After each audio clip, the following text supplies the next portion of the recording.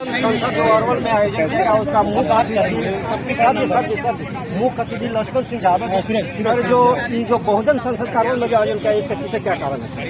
कारण क्या है? ये एक एजेंडा है, मिशन है, इस देश की बेहतरी के कुछ मुद्दे हैं। इस देश की बहुसंख्यक जनता किसी में लगा लो भैया, नहीं तो सारे ये पकड़ना अब एडिट कर लिया। आज अरवल में बहुजन संसद जो आयोजित की गई, यह एक श्रृंखला आयोजन है, यानी धारावाहिक रूप में चल रहा है। पटना बिहार से शुरू हुआ और देश के पूरे बिहार के कई राज्यों में यह आयोजन हो चुका है, आगे और होगा। इस आयोजन के कुछ बुनियादी मुद्दे हैं।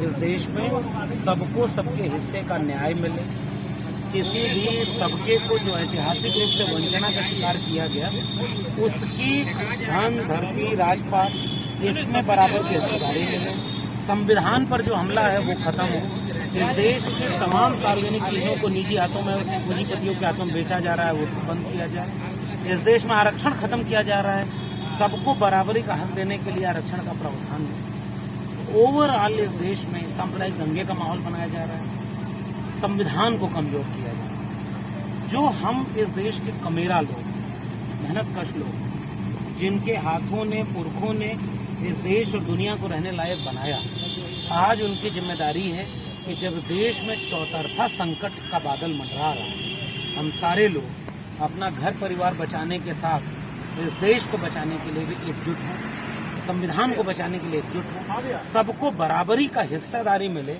नहीं किसी को बहुत अधिक हो, नहीं किसी को बहुत कम हो। इसके लिए ये बहुजन संसद आयोजित की जा रही है और देश भर में ये काम किए जाने की जरूरत है। सर बहुजन को पूजने का सर बहुजन का पूजने का जग में क्या बोलता है ज्यादा रुचि रखता है, तो क्या बाबा साहब के नाम पर भी जगह से आयोजन करके लोग उनकी जीवनी को जानकारी या फिर उनकी जो गुलामी है दस्तक के बारे में बताया जा सकता है? क्या बता ही रहे हैं लोग, जयंती मनाने का मकसद ही है। बाबा साहब ने खुद ही कहा है कि हमें पूजो मत पढ़ो, तो बाबा साहब की बात करना ही अपने आप में इस देश के हित में बात करना है। और जितना अपने तमाम, केवल बाबा साहब की नहीं, बाबा साहब के साथ साथ जितने भी बहुजन नायक हैं, जितने भी विचारक हैं, उन सब के बारे में लोगों को बताया जाए। तथागत बुद्ध से लेकर के आज तक जितने लोगों ने संघर्ष किया है, जो हमारा इतिहास रहा है, वो लोगों को बताया जाए। ये चेतना और समझदारी बनाएगा। समझदारी आएगी तो लोग पाखंड अंधविश्वास से बचेंगे।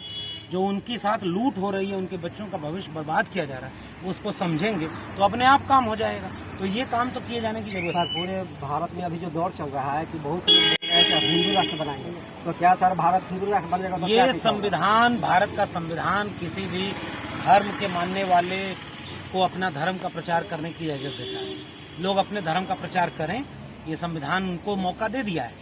लेकिन अगर वो धर्म के प्रचार के नाम पर संविधान के खिलाफ कोई बात बोलेंगे तो इसका इस देश के हर नागरिक को विरोध करना चाहिए। इस देश में कोई धर्म इतना ऊपर नहीं है, क्योंकि सबसे ऊपर है संविधान।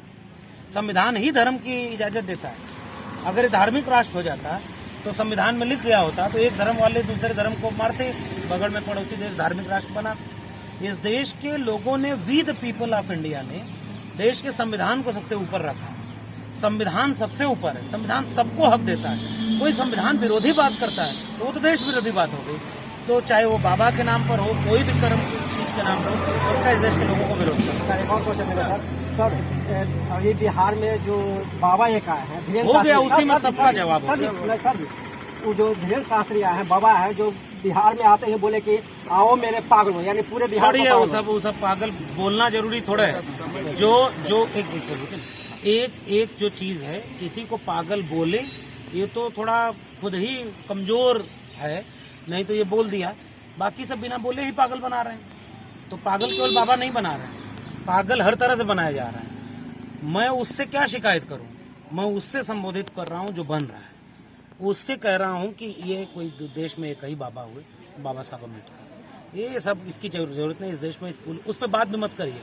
वो तो चाहते हैं कि हमारी बात करिए, वो तो चाहते हैं कि रोज आप बाबा पे बात करिए, उसका विरोध करेंगे तब भी उसका जो चर्चा हो रही है। हम चर्चा अपने मुद्दे की करेंगे, हम संविधान की करेंगे, हम शिक्षा रोजगार की करेंगे, यही बात करनी चाहिए।